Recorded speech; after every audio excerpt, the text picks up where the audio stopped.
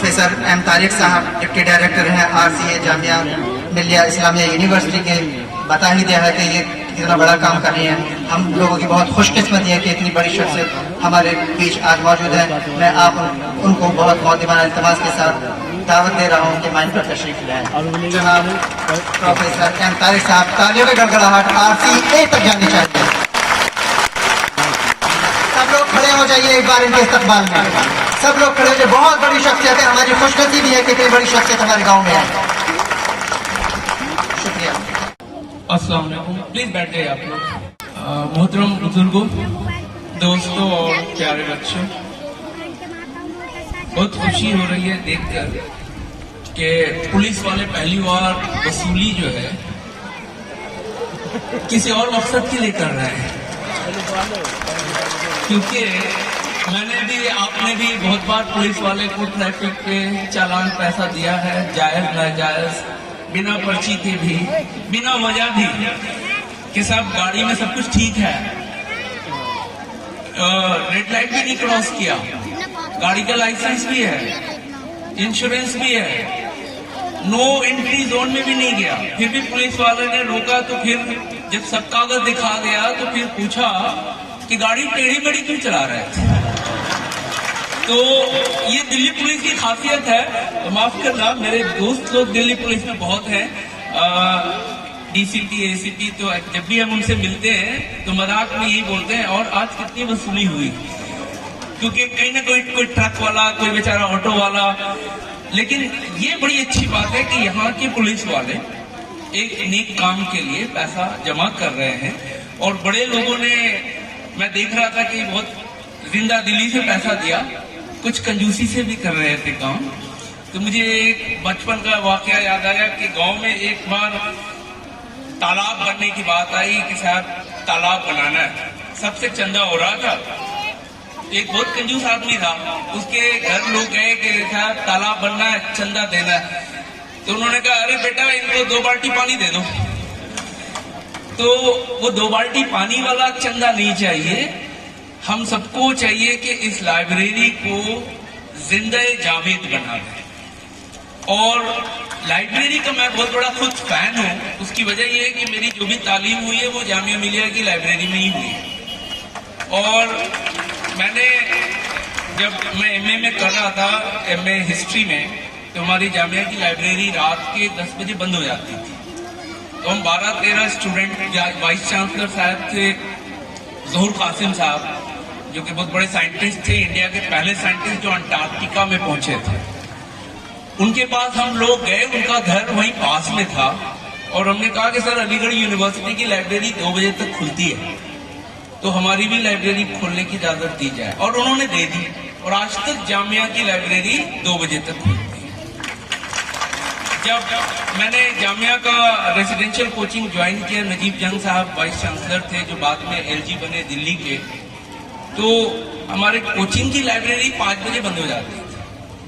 तो जब मैं उनके पास गया कि सर लाइब्रेरी का टाइम बढ़ाइए, तो उन्होंने कहा नहीं, थोड़ा अंधेरा है, लड़कियों को सिक्योरिटी का खतरा है, 8 बजे से ज्यादा नहीं होगा। बहुत मुश्किल से वो माने 8 बजे तक।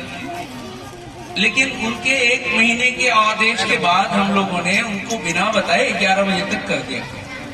एक बार जब उन्होंने पूछा कि तुम्हारी लाइब्रेरी देर तक क्यों है, मैंने कहा सर बच्चे पढ़ रहे हैं। तो फिर वो कुछ बोले नहीं, और आज वो लाइब्रेरी 24 घंटा खुलती है। तो उस लाइब्रेरी से पिछले 8 सालों में 450 स्टूडेंट या तो IAS या IPS या SP या DSP या SDM बन चुके हैं।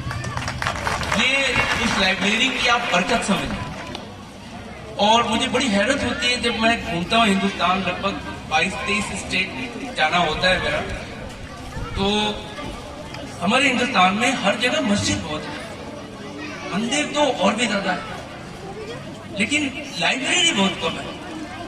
और मैंने दिल्ली में कम से कम 12 लाइब्रेरी का मैं मेंबर था, वही पढ़ता था। Delhi public library, British library, Russian library, Nehru memorial museum library. और मेरी हमेशा से ख्वाहिश होती थी कि ऐसी जगह जाऊं जहां लाइब्रेरी का उद्घाटन हो। इत्तेफाक से जब भाई का फोन आया तो मैंने कहा मैं तो जरूर जाऊंगा।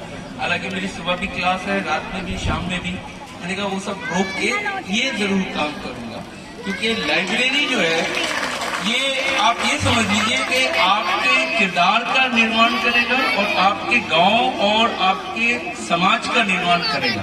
आपको शायद इसका एहसास नहीं है, अंग्रेजी में कहावत है कि दुनिया में जितने भी इनकलाब आए हैं वो खामोशी से आए। जो शोर वाले इनकलाब होते हैं वो थोड़ी देर के लिए होते हैं, जो साइलेंट रेवोल्यूशन होता है वो यूनिवर्सिटी से बनता है।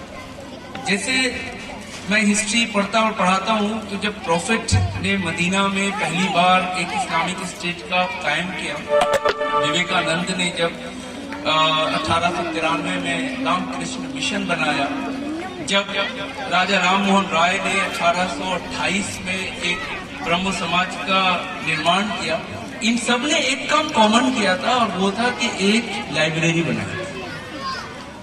अब आप समझ सकते हैं कि आपके गांव में एक शुरुआत है उस इनकलाब की, जिसमें अभी फिरोज जैसे लोग एक हैं जो एसीपी बने हैं, और मेरी दुआ और उम्मीद है कि ऐसे 20-25 अगले कुछ ही सालों में बने। और आपके पास ये पोटेंशियल है, क्योंकि मैंने बहुत गौर से एक चीज देखी कि जो जोश उत्साह यंग लड़कों में दिख रहा है, एक ललक जैसा अभी बताया एक साहब ने, वो जबरदस्त दिख रहा है। और अब आपको उसको जाया नहीं करना, ये हम बड़ों की जिम्मेदारी है कि उसको कैसे इनकैश करें या कैसे उसको भुनाएं, और लाइब्रेरी को कैसे एक जिंदा रखें, बोरिंग ना बनाएं। सिर्फ ऐसी किताब ना रखें जो बच्चे पढ़कर मोटी मोटी देखकर थक जाएं। किताब इंटरेस्टिंग भी रखें, जैसे हम बचपन में खुद ही पराग पढ़ते थे, हंस पढ़ते थे, और सर सैयद अहमद खान की एक बड़ी अच्छी रसाला आती है उर्दू में, तहजीबुल अखलाक, वो भी पढ़ते थे। तो बच्चों का जो एक मयार होना चाहिए कि पढ़ाई इंटरटेनमेंट के साथ, पढ़ाई दिलचस्पी के साथ हो, वरना हिंदुस्तान में मैथमेटिक्स बहुत बोरिंग सब्जेक्ट बन गया है टीचर की वजह से। हिस्ट्री और भी बोरिंग बन गया टीचर की वजह से। मैं हिस्ट्री पढ़ाता हूँ इसलिए मुझे पता है, एक बच्चा 8वीं क्लास का एक औरत को फोन करता है, माथुर जी हैं, माथुर जी मैथ पढ़ाते थे। तो उस औरत ने उधर से जवाब दिया, माथुर जी को मरे 2 साल हो गए, तुम बार बार फोन क्यों करते हो, तुम्हें तो पता है कि माथुर जी मर गए।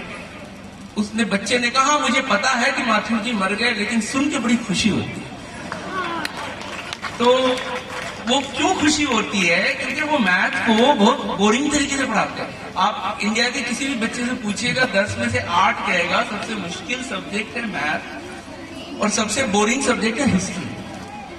लेकिन मैंने खुद देखा कि मैथ बहुत अच्छे से पढ़ाया जाए तो बहुत इंटरेस्टिंग है, हिस्ट्री पढ़ाया जाए तो बच्चा सुबह से शाम तक सुनने को तैयार है। तो जो टीचर हजरात हैं और जो लाइब्रेरी इंचार्ज हैं, मैं उनसे ये दरखास्त करूंगा कि लाइब्रेरी को आप थोड़ा सा ऐसा बनाएं कि लाइवली हो, कि बच्चा उसकी तरफ जाए, पीवीआर की तरफ ना जाए। पास में पीवीआर हो, उसको छोड़कर अगर लाइब्रेरी में चला जाए, ये आपकी जीत है।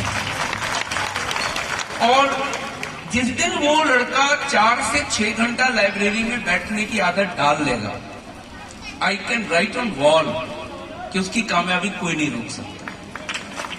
ये सबसे बड़ी पूंजी होती है कि आप अपने 24 घंटे का वक्त कैसे गुजारते हो। तो मैं हर यंग लड़के लड़कियों से बोलूंगा कि कम से कम 4 घंटे 24 घंटे का आप अपना लाइब्रेरी में गुजारो।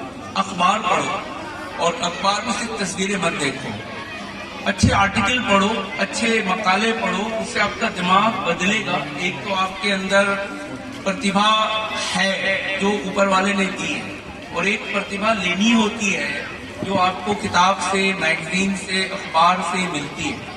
जैसे अब आप लोग मोबाइल पे दिन भर क्या देखते हो? मैंने जितना सर्वे किया है, ज्यादातर लोग गाना देखते हैं, ज्यादातर लोग मूवी देखते हैं। मैं ये नहीं कहता मत देखो, मुझे नहीं लगता मुझसे ज्यादा मूवी यहाँ पे किसी ने देखी होगी, आज भी देखता हूँ। लेकिन आप साथ में इंटरव्यू भी सुनो, किसी नोबेल प्राइज विनर का इंटरव्यू सुनो, किसी अच्छे वैज्ञानिक का इंटरव्यू सुनो, किसी अच्छे लेखक का इंटरव्यू सुनो, उसी यूट्यूब पे।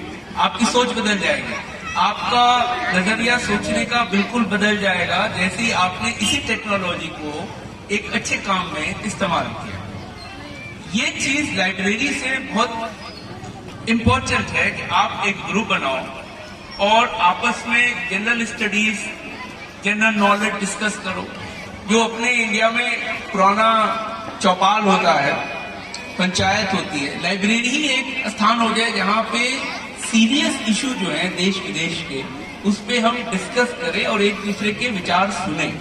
इससे वो जब बच्चा इंटरव्यू में जाता है, परीक्षा लिखता है, चाहे वो एसएससी का हो, बैंक का हो, आईएएस का हो, पीसीएस का हो, उसकी सोच बड़ी व्यापक हो जाती है। ये बड़ी खूबी होती है लाइब्रेरी की। और इसके लिए हमने जामिया में और एक अलीगढ़ में, इसके अलावा कश्मीर यूनिवर्सिटी में कोशिश की कि लाइब्रेरी हमारी 24/7 हो। आप लोग अगर इस लाइब्रेरी को जिंदा रखना चाहते हैं तो हर आदमी, जैसे अभी अपने फिरोज भाई श्रमदान कह रहे थे, तो मैं कहूंगा कि एक दान और करिए कि हर आदमी अपने घर से एक बच्चा या बच्ची लाइब्रेरी में 2 घंटा जरूर भेजे और वो वहां पर जाकर पढ़े और माँ बाप पूछे कि आज लाइब्रेरी गए थे कि नहीं गए थे। मुझे याद है कि जब हम लोग छोटे थे तो अगर हम लोग नमाज नहीं पढ़ते थे तो मेरी अम्मी खाना नहीं देती, तो जोहर का खास के या असर का, तो उसकी आदत ऐसी पड़ी कि आज तक हम लोग कहीं पे भी रहते नमाज नहीं छोड़ते, अल्हम्दुलिल्लाह। ऐसे ही अगर आपने अपने बच्चों को एक आदत डाल दी, मैं ये नहीं कहूँगा उसका खाना मत देना, लेकिन कुछ तो ऐसा सेल्फ पनिशमेंट या प्रेशर होना चाहिए कि वो 2 घंटा, 1 घंटा, 3 घंटा लाइब्रेरी में बैठे। जिस दिन उसने ये आदत बदल दी, आप देखना कि आपके गांव से कितने लड़के कामयाब हो रहे हैं। क्योंकि मैंने बहुत सारे हिंदुस्तान के लगभग हर कोने के स्टूडेंट्स को, यहाँ तक कि अंडमान निकोबार आइलैंड के बच्चे हमारे यहाँ हैं। और गांव, शहर, अमीर, गरीब, कोई फर्क नहीं आजकल। सिर्फ एक चीज आपको आगे ले जा सकती है कि आप कितने जुनूनी हो, कितने मेहनती हो। मैंने रिक्शा वाले के बेटे को भी पढ़ाया है, पतंग वाले के बच्चे को भी पढ़ाया है, और ये सब आज आईएएस आईपीएस हैं और वो सब मेरे मोबाइल में है। तो आपके गांव के भी बहुत सारे लड़के लड़कियां IAS IPS, bank PO, SSC, government के बहुत सारे जॉब्स हैं, प्राइवेट सेक्टर्स के बड़े अच्छे अच्छे जॉब हैं। लेकिन सबसे अहम चीज ये है कि आप उनको पढ़ाने के साथ साथ स्किल डेवलपमेंट करा रहे हो कि नहीं। जैसे अंग्रेजी एक मिनिमम लेवल की आनी चाहिए, जैसे रीजनिंग, जनरल नॉलेज मिनिमम हर एग्जाम में आनी चाहिए। वो लाइब्रेरी में वैसी किताब हो, उसका कुछ टेस्ट का पैटर्न हो। जैसे मैं फिरोज भाई को बोलूंगा कि हफ्ते में कोई एक कॉमन टेस्ट रखे एज के हिसाब से, कि साहब 8वीं से 10वीं का एक ग्रुप बन गया, 11वीं से 12वीं का एक हो गया, जो ग्रेजुएट है उसका हो गया, और एक कॉमन जो टेस्ट होता है जो पूरे इंडिया की हर एग्जाम में होता है। मैंने खुद आर्मी का एग्जाम पास किया, आईएमए देहरादून में ज्वाइन किया, मैंने खुद आईएएस का इंटरव्यू दिया, यूजीसी का एग्जाम पास किया। तो मुझे पता है कि हर एग्जाम में कुछ कॉमन चीजें होती हैं। वो कॉमन चीज तो आप पढ़ा ही सकते हो इस लाइब्रेरी में। और हर गांव में कुछ न कुछ पढ़े लिखे लोग हैं, कुछ न कुछ मैथ के एक्सपर्ट होंगे, कुछ अंग्रेजी के होंगे, कुछ जनरल नॉलेज के होंगे। उनका शर्म आप ले लीजिए। वो टीचर आके सिर्फ आधा घंटा बैठकर गाइड कर दे कि ये तुम ठीक पढ़ रहे हो कि नहीं, ये चीज सही पढ़ रहे हो कि नहीं, क्या पढ़ना है, कैसे पढ़ना है, कैसे याद रखना है, ये बहुत इंपॉर्टेंट होता है। और इसके बाद टेस्ट प्रैक्टिस कितना हम कर सकते हैं किसी भी कॉम्पिटिटिव एग्जाम्स में, चाहे आप प्राइवेट सेक्टर में जाएं या पब्लिक सेक्टर में जाएं। तो उस लाइब्रेरी को आप एक मिशन के तौर पे देखिए। उसको सिर्फ एक रस्मी लाइब्रेरी नहीं, जैसे बहुत सारे लाइब्रेरी मैंने देखा लोग आते हैं अखबार पढ़ के चले जाते हैं। स्टूडेंट के लिए लाइब्रेरी हो, और वो लोग भी जो स्टूडेंट नहीं है गांव के, चाहे वो बुजुर्ग हो या औरतें हैं, उनका एक अलग सेक्शन हो सकता है कि जिसमें डिस्टर्बेंस कम हो। ये सब अगर आप सोचते हैं तो मुझे लगता है कि ये बहुत बड़ा काम है।